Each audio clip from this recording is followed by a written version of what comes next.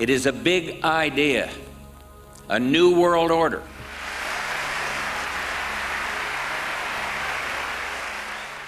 President Bush said that the New World Order was in tune, and that's what they were working for. The UN is part of that government. They're working right now very significantly for a North American Union. That's why there's a lot of people in Washington that don't care too much about our borders. They have a philosophic belief that national sovereignty is not important. It's also the reason I have made very strong suggestion that we need not be in the United Nations for our national security.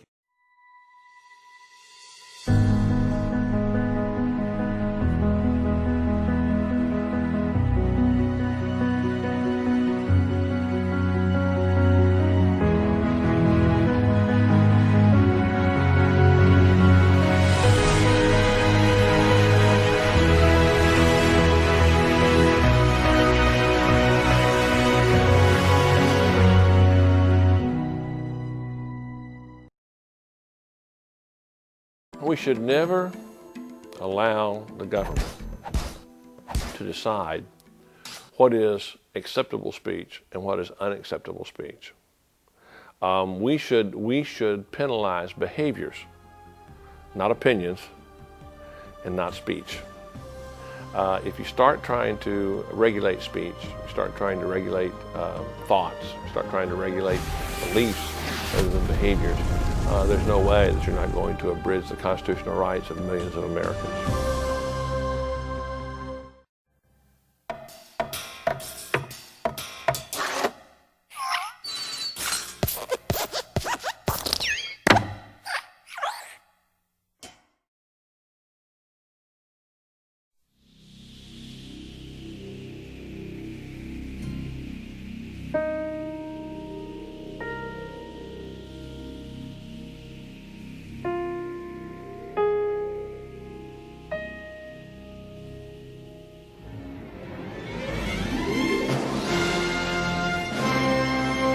Famous Hollywood director, Steven Spielberg, goes on the offensive by releasing a sequel to his infamous sci-fi classic, Close Encounters of the Third Kind. Coming this Christmas in 1978, the most talked-about motion picture event since the Star Wars Holiday Special. Spielberg calls the film, Little Boy Lost. It is the true story of a 6-year-old boy who saw and was abducted in his room one night by extraterrestrials. Now believed to have been the Pleiades, who Betty and Barney Hill saw in 1961 while driving in Vancouver, British Columbia. If you ever had any doubts about alien abduction, you won't anymore after watching this motion picture. Critics are saying this is the most intense film ever made by Spielberg since his horror classic, Jaws, in 1975. The film was based on Jay Anson's book under the same title and promises to keep the overall plot based on his teleplay. Anson is most remembered for his work in the Amityville Horror, a book that is supposedly in the works to be released in 1979 by American International Pictures. "Don't be afraid, they won't hurt you" is the most famous quote of this film, and you won't be sleeping anytime soon after you leave the movie theater. This film is rated PG, parental guidance suggested. Released by Columbia Pictures Industries. It's probably doubtful anybody will watch this video. If you guys do, it's because maybe I don't want to see anything else, but last couple of days I've really been depressed about how our states are caving in to public pressure about the black supremacy subject. I left a comment on our governor's webpage the other day on Facebook, and I asked him, how long now is it going to be that y'all have given the blacks full control over our lives, as you are taking away command and control of law enforcement, because they're terrified of what's happening with the blacks doing anything they want, and the cops are scared to death that they'll be arrested themselves for doing their job. And this thing began as a protest to get justice for one person, George Floyd, and then it became justice to the guy at the Wendy's restaurant who was shot by police. And I contend that was justified because the guy grabbed a taser out of the cop's hand. And a taser, from me to this camera, is enough distance, it could kill you, because that's how much electrical voltage is in a taser. And he pointed it at the cop. So if you were the cop, you would say it's his life or mine now, because he's using a deadly weapon against me. But now the police are using really no protection at all. They can't really use their guns. They cannot use their legal right to have that badge, to have that gun, not only to protect you and me as citizens, but also to protect themselves. Because now the blacks are saying, we're not going to let you do anything, because if you try to, we're going to have you arrested and charged. They're now seeking the death penalty against the officer. His name is Chavin. He's the one that was forced to draw his gun when this black ran away with a taser and then pointed it straight at him. And to me, that's stupid, because every police officer takes an oath to serve and protect the public. And if the blacks think this whole thing is about the overuse of excessive force, you have to ask yourself, instead of just irrationally saying we're going to stand with the black instead of anybody else, how much can somebody get away with against someone who's supposed to protect us, and then say, you can't do that. You can't protect yourself because you're not going to be able to protect anybody. This is the intention, really, of the Black Lives Movement. Long term is they're going to defund the police all across the United States.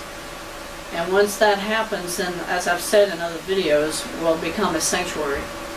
The nation itself will become a sanctuary nation. That means law and order is now ended. So you yourself have to protect yourself. You cannot depend on the police. You cannot depend on our government to do what's right for the general public.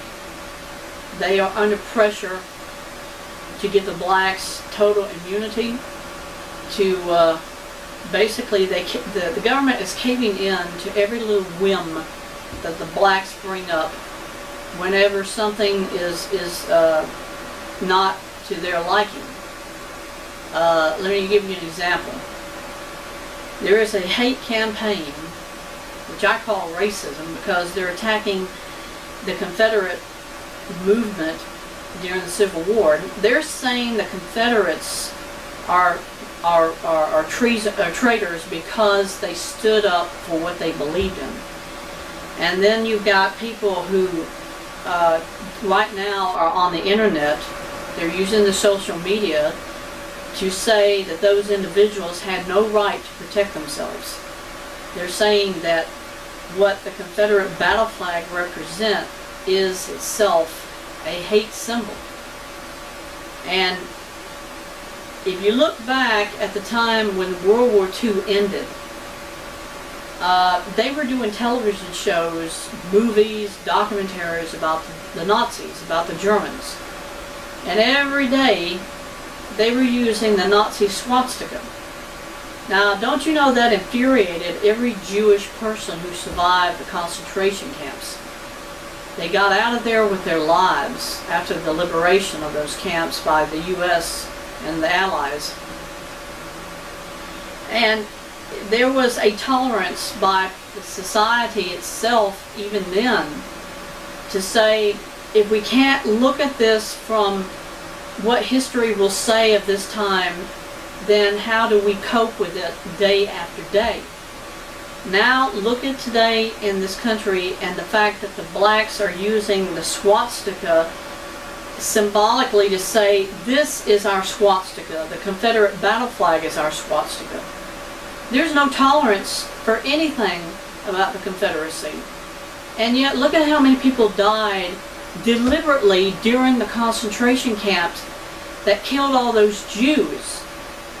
You don't hear the blacks speaking out for the Jewish population when they had the 75th anniversary of the liberation of the camps at the end of World War II. You didn't hear the blacks saying anything in retaliation to those deliberate acts of murder against that race.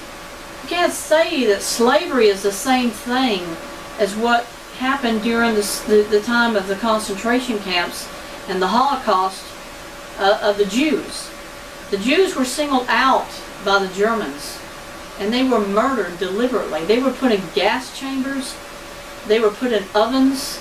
You cannot compare what happened in the Holocaust to what happened during slavery. Those people were put in a situation of bondage, but they were still taken care of by their masters. And now you see 1,000 times worse hatred against the Confederacy, and the fact that it happened, not that millions of people died because of slavery. That's not true. It didn't happen. But you don't see people trying to say, we got to look back at history to understand what is happening today. Because the liberals, the millennials, all they want is one thing, and that is destroy people's mentalities. Cause hatred, cause disillusionment, division, not diversity, division. Division is where you split apart the country into as many factions as you can, where first it was the hatred against the immigrants who were coming in illegally, which now they get all of it free of charge at our expense. And then the next stage was they said, well, let's bring up the only inevitable thing, and that's about the black subject. And the blacks no longer are satisfied to say that they were given affirmative action, they were given all these other things after the civil rights movement. Now the blacks are going to the stage and they're crossing the line between what is and what is not humane treatment. And they're attacking people because of their color, because of their culture, being that we're from the South and they think we're all bigots, we're all hate mongers. And the blacks right next to them have the homosexual community screaming out about they must be accepted, they must be loved, their philosophies, their lifestyles. It isn't a choice anymore that we all have individual rights to believe what we want to. It's the socialists and the communists now saying to all of us, those days of individual choice are over. That does not mean that a woman cannot still murder an unborn child. That does not mean that a Muslim cannot still kill somebody outright and then say, this is our religion, this is how we live. And the society we live in today now accepts whatever a Muslim does, whatever an Islamic jihad or a caliphate means, which is kill all infidels. Folks, these things go on in this country. And you've got this whole movement against Black Lives Matter being about the hatred of the South, the hatred of the Confederacy, and then they turn around and they call you a traitor, they call you a bigot, they call you a racist. That's totally upside down in rational thought, because they're turning everything inside out. And this is the reality now in America, that we must all conform to a new world order idea, which is we're going to accept, that's it. And you know, people still idolize and they still worship Obama himself, and he was telling us that for 8 years. And what you see right now in this country is Obama using the socialists to condemn our society of normalcy, condemn our society of what's right and wrong. He's turning it totally upside down. He's turning it to say what was good is now bad, what was bad is now good. The blacks arrogantly sit there with their heads held high and say, we love marijuana, we love this total apathy that they feel towards us, that we are entitled to retribution, we're entitled to compensation for our ancestors. Idiocy has a limit, and if you think that people who still have rational thought isn't going to lash out and take the law in their own hands, you're wrong. You are dead wrong. And I mean that. If you want a civil war like nothing that's ever been seen in this country, it's coming. Because the more you antagonize other people, the more you insult them in their face and call them a traitor, call them a racist, call them a bigot, eventually we're going to have a global revolution, but not on the scale of it being about the justice to blacks. This is going to be an unbelievable attack on humanity's rights to be people, to be human beings. But if we don't take a stand, ladies and gentlemen, to stop this, we don't stop what we're doing right now in this country, you think that World War II was bad? You think the Civil War was insane, that it was inhuman? You haven't seen anything yet, ladies and gentlemen. You haven't seen what people are capable of doing. And that's why the socialists used Barack Obama to say to all of us, you don't need a gun to protect yourself. Why? He don't want us to protect ourselves. If they take our Second Amendment away from us and they say you don't need a gun anymore, what they're saying is, we're going to take it whether or not you want to have a gun or not. They're going to show up at your door, they're going to say you're not entitled to a gun, you're not entitled to anything in your house, because now we're going to take it away. And that, to me, is tantamount to telling an American citizen that you don't fight for your rights, you can just give them away to us right now. You can give us everything you own because we're going to take it away. And Barack Obama said that when he talked to Joe the plumber. Joe the plumber said, I worked all my life, Mr. Obama, for what I own and what I have. And he says, you are telling me you're going to take it away and you're going to give it to whoever it is you think deserves it more than I do. And Barack Obama stared him in the eye and said, that is absolutely what I said. I'm going to do it. And there's nothing you can do to stop it. And America laughed because they thought, oh, this is just a black man, he's running his mouth, he's trying to get elected. And then within about maybe 3 months after Obama became president, he did. He mandated, first and most important, that every human being in America will buy insurance. It was not a choice. He said to your face, you are now going to buy insurance. That's saying to you and everybody else around us, you have no anything. You have no freedom. Because now it's going to be my decision what you have and what you don't have. His moon pie wife, Michelle Obama, went on television and said, your child doesn't need that. Your child doesn't need to be eating that kind of food. And so she went out and she told the public school system, you're going to feed them this, you're going to feed them that, and that's all. You're not going to give them anything else. Their kids can't bring lunch to school anymore. And this is the philosophy of socialism. It's saying to all of us, you are nothing unless we tell you you are.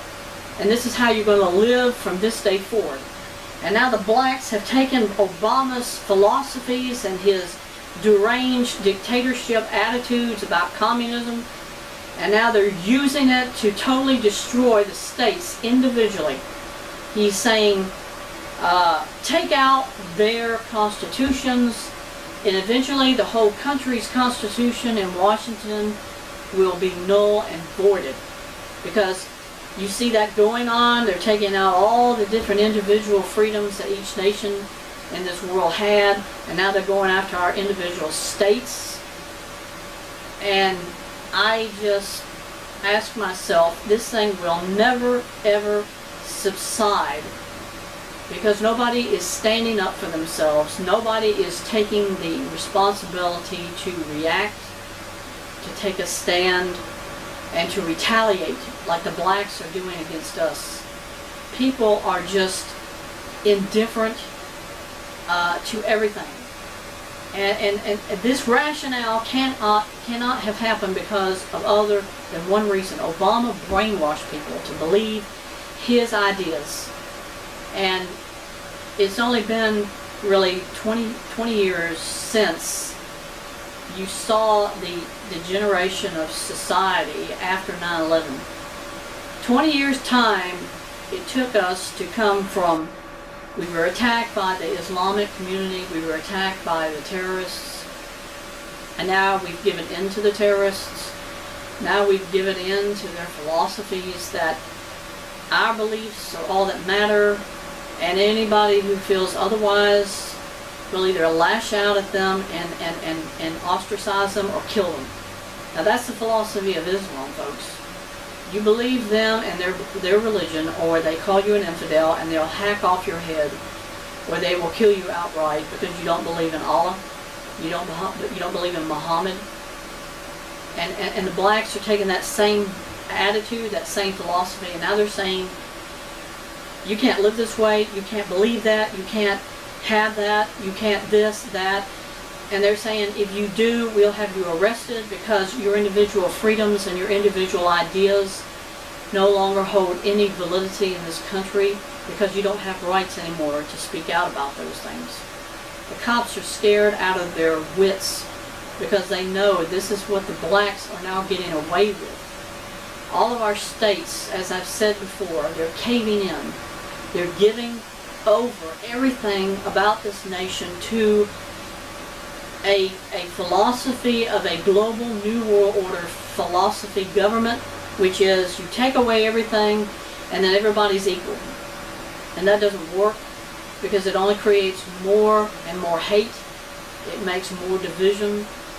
It pulls people farther apart from each other. And those who do not learn from the past are forever condemned to repeat it. That's the only thing I can say. That's what's been shown in the past 100 years. Society makes mistakes, but they have to learn from those mistakes and not do it again. Now the blacks are saying it doesn't matter whether you learn or not. It's about us. That's why they say this motto of Black Lives Matter is about us, and it's not about anybody else. That's vanity. That is the philosophy of George Soros, who is a communist and a socialist. And he's saying to you and to me, the communist way of life is now here in America, and there's nothing you can do to stop us. We have control over everything. I think President Trump is getting scared himself because he knows he is the chief executive officer and he has had so little opportunity to do what he has the legal right under our Constitution to do as our chief executive officer. He did when he first started, and for 3 years everything worked really good even though they were bashing him every day. And now he sees the communists are saying, we're here, we're going to take over this country and we're going to abolish everything that was America. And if we as American citizens do not fight as our grandparents and our great-grandparents were willing to do, then there is no hope for America anymore. There's no hope for anybody. And people don't want to hear this, folks, because they know it's real and they know it's true. And all they can do is they can say the most idiotic, stupid thing they can, the most retarded thing they can on the internet, because they have the opportunity to speak out and say things there, knowing full well that if enough people say the same thing, then they get a virtual or a viral response from the whole world. And that is really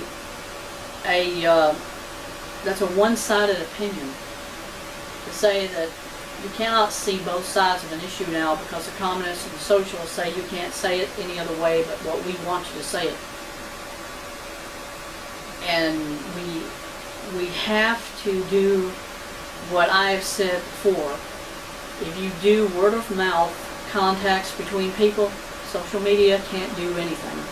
Because the more people hear about it where you're speaking one-to-one with them in person, social media don't know nothing other than what they try to tell people.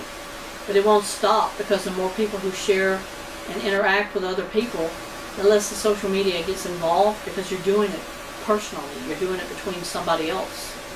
That's what's got to happen for this country to take control. We got to speak out right in someone's face, not by a computer, television screen, by a camera. You got to speak to them in person. You got to say, this is out of control, this is ridiculous. We've got to say, enough is enough. We got to take our country back. We got to do something. Now, we got to stand for freedom and liberty. Hitler and Nazism said this: freedom is a lie. And guess who is saying that now? Socialism and communism are telling us freedom is a lie.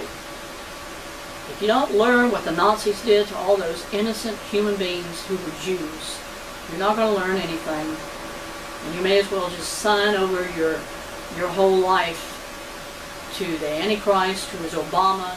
Sign your name over to the socialists, to the communists, because they're the ones that's going to take over everything else. And what I'm doing here today, they're going to erase our opportunities. They're going to say, no more can you say that. So whenever I can, I share, because I'm like, this could be our last chance to reach out to people. This could be our last chance to tell people who have minds, who aren't just sitting there like a zombie watching something and letting Obama send you a subliminal message saying, you are my slave, you are my army, and this is what you have to do today, this is what you have to accomplish. And that's why the blacks have the power they do, to do what they are doing. Because Obama is controlling them. He's feeding instructions to them. He's feeding instructions to all of the millennials.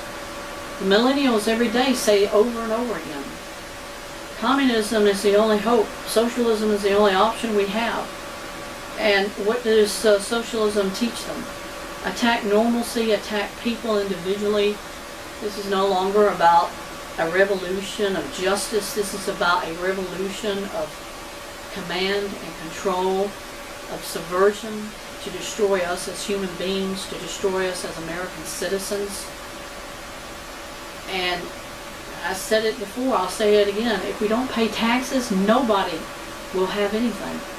If we tell the government, you don't represent us, you don't stand for what we want as American citizens, we're not going to pay anything anymore. Without taxes, they can't do anything. That's what the blacks use for Black Lives Matter. They think we're going to go out and protest in the streets. We're going to loot, burn, try to create the illusion that this is a peaceful protest, and in reality they're kind of turning around in the background and telling all the state government, governors, politicians, George Soros is helping us all the way. He's doing all the handiwork, he's doing all the real physical labor with whatever money he has to take to buy out these politicians. And they're all just collapsing in on themselves. And all because the blacks have this idea, we can destroy you, we can take you over, we can do everything and anything we want to.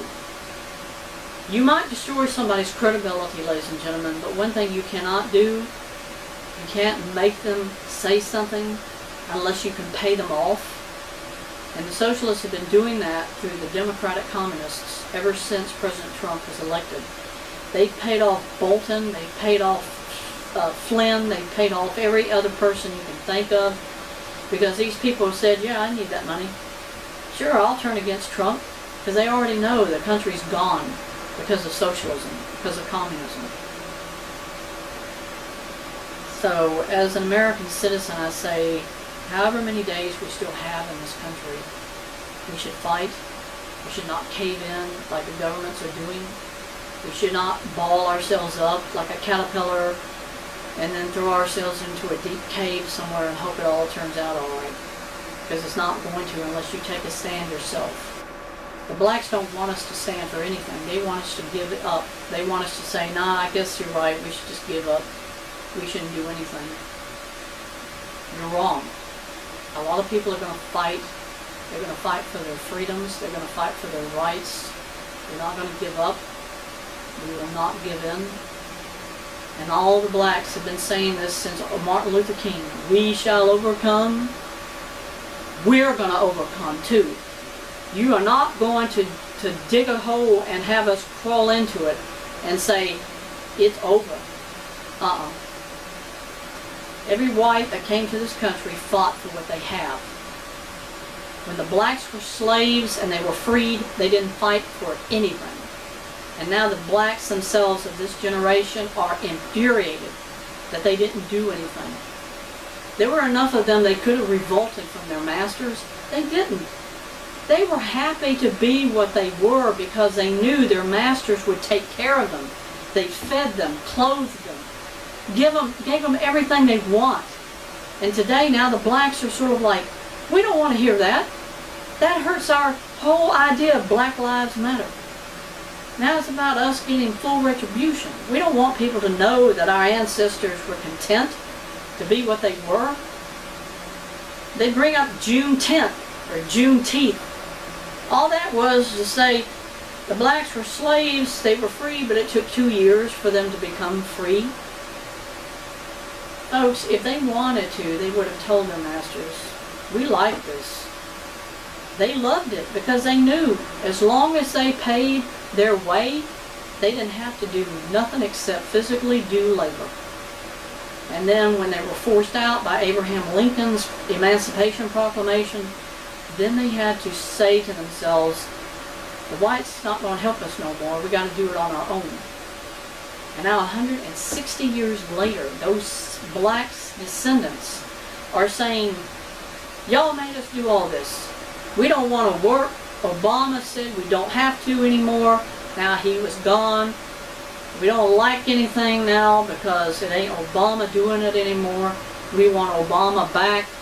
We want socialism to work for us.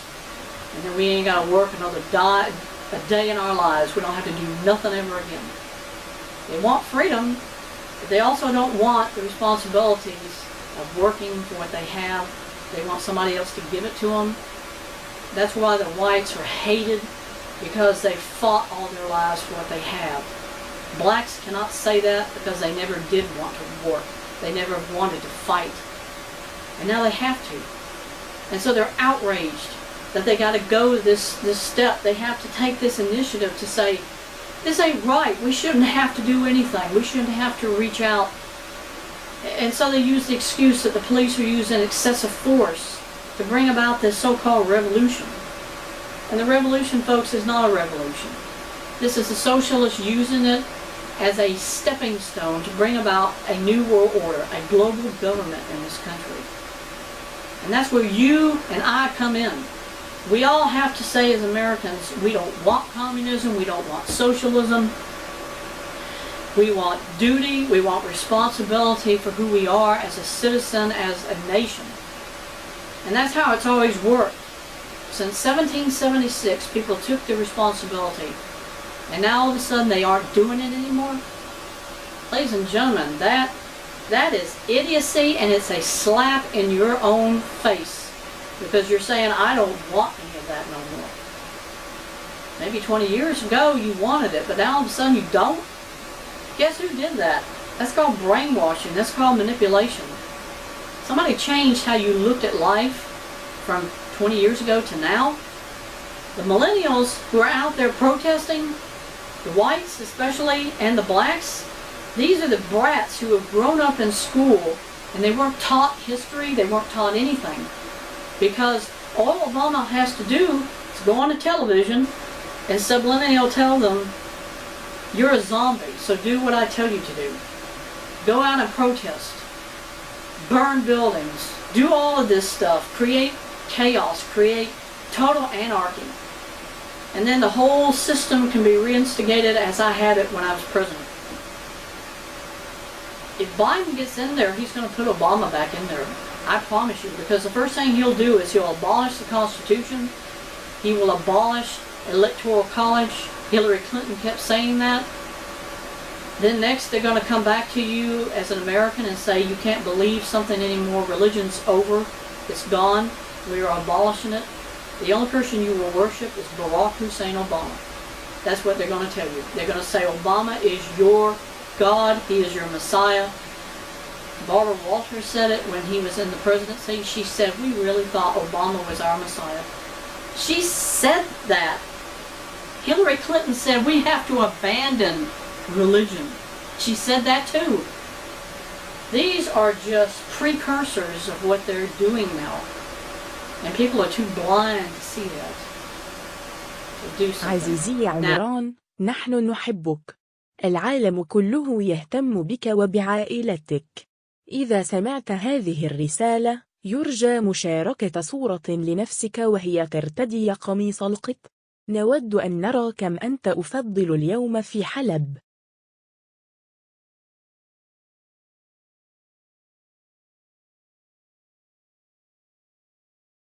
عزيزي أبو علي، أنت رجل مبارك له العديد من الأطفال المحبين. رؤى، تقي، عبد الله، وعمران صغير. يرجى معانقتهم كل يوم. أخبرهم أننا نتمنى أن نتمكن من احتضان كل منهم في الصداقة والحب.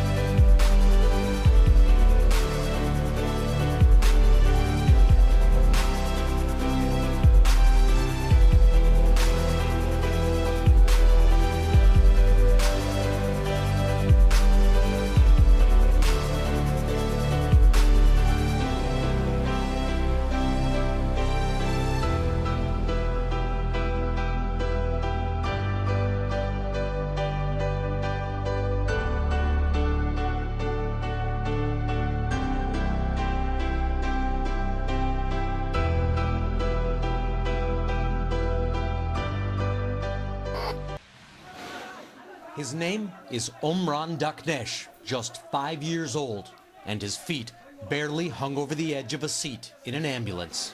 Dazed, he didn't cry as he wiped away blood and the dust from a building that collapsed around him in an airstrike. His silence somehow reminded the world today of its silence in the face of the atrocities in Aleppo. Omran was pulled out alive Wednesday. 5 other children died when the building they were in was hit during the relentless Syrian-Russian offensive on rebel-held areas in Aleppo.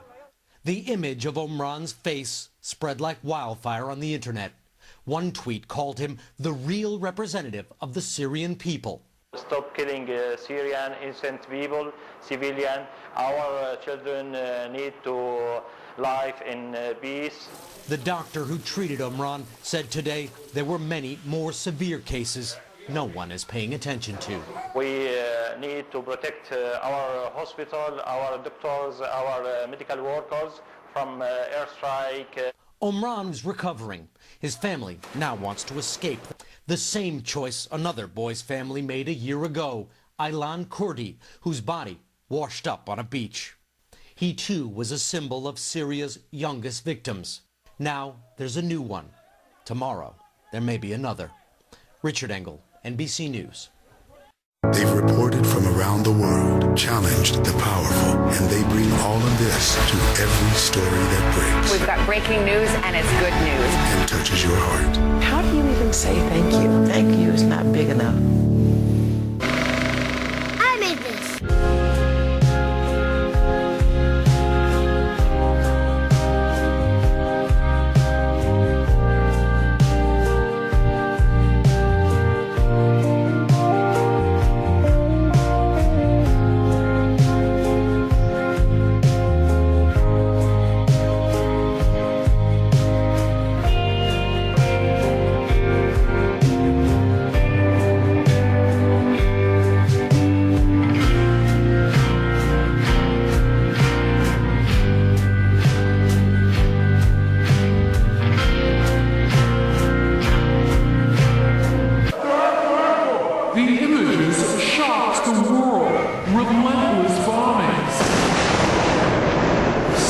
Survivors.